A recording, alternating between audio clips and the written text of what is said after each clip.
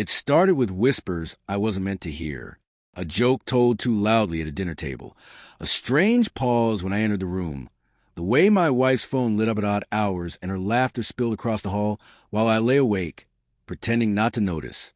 At first, I convinced myself it was stress, long hours at work, the weight of her job pressing down on her.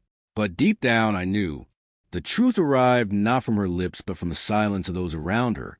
Her co-workers would look at me with pity, some with guilt, as though I were walking around in clothes too thin for winter, shivering and unaware of the cold truth everyone else could feel.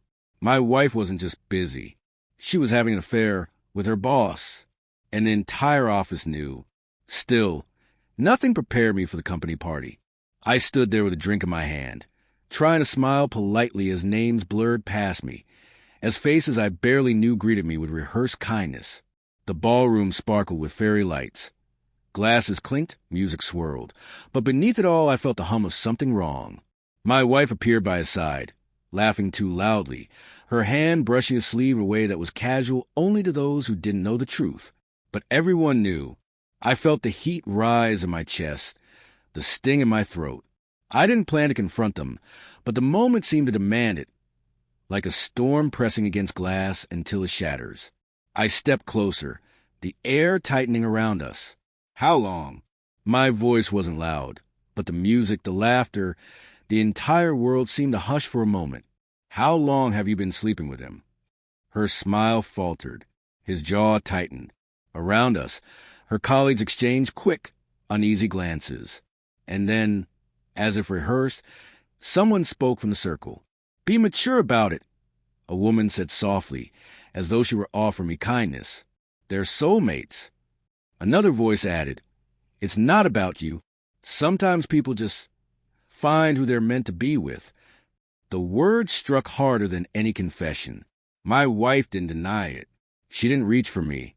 She just stood there, her silence heavier than the music that started again to cover the tension. I looked at her, searching for any flicker of regret, of apology, of the woman who once chose me. But all I saw was indifference, or worse, relief that the secret was out. The room blurred. Their laughter, their pitying looks, their condescension, all of it swirled together until I couldn't breathe. I walked outside, into the cold night, my chest aching, my hands trembling. The days that followed were hollow. Home became a house with walls too thin to hold the silence between us. She avoided me, and when she didn't, her words were sharp, laced with impatience.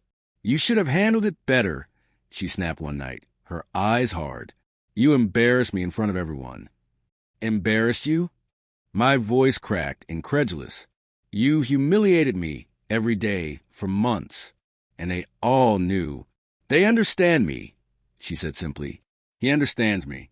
You don't. That was it. No apology, no remorse, just a statement. As if I were expected to quietly accept it the way her colleagues had told me to. Be mature. Accept it. They're soulmates. But what about me? What about the vows we made? The nights we held each other through storms? The promises whispered in the dark? Did all of that dissolve because someone else's laughter sounded sweeter to her? I tried to reason with myself. Try to believe I could fix it. That maybe if I fought harder, she would remember us. But the truth was written in every look she gave him. Every time she turned away from me, she had already chosen. And it wasn't me. I spiraled for a while. The humiliation clung to me, a second skin I couldn't shed. I replayed the party in my mind, the way they had spoken to me like a child too naive to understand love, as though my pain was an inconvenience in the face of their soulmate story.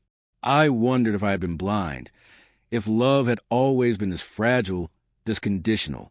But slowly, painfully, something shifted. I realized that love cannot be begged for, nor loyalty demanded. If she could look me in the eye and dismiss everything we shared with a shrug, then maybe the soulmate she thought she found was exactly what she deserved. Maybe the greatest act of maturity wasn't accepting betrayal, but refusing to let it define me. I began to rebuild, piece by fragile piece. I leaned on friends who didn't pity me, but stood beside me.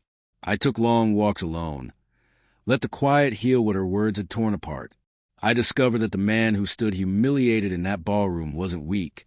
He was surviving something most people would crumble under. Months later, I heard through a mutual acquaintance that she and her boss had moved in together. The office gossiped, as offices do. Some whispered that it wouldn't last. That passion built on betrayal eventually rots. Others said they looked happy, that maybe they really were soulmates. But for once, I didn't care, because I finally understood that my worth wasn't measured by her choices, or by the cruel words of people who applauded her betrayal. My worth was my own, carried in my resilience, in my ability to walk away with dignity intact. I had loved her deeply. I had trusted her fully.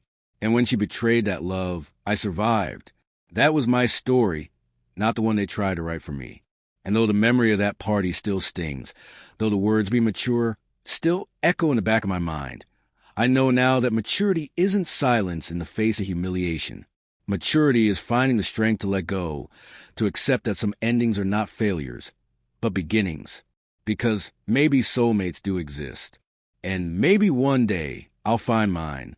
But I know for certain it was never her.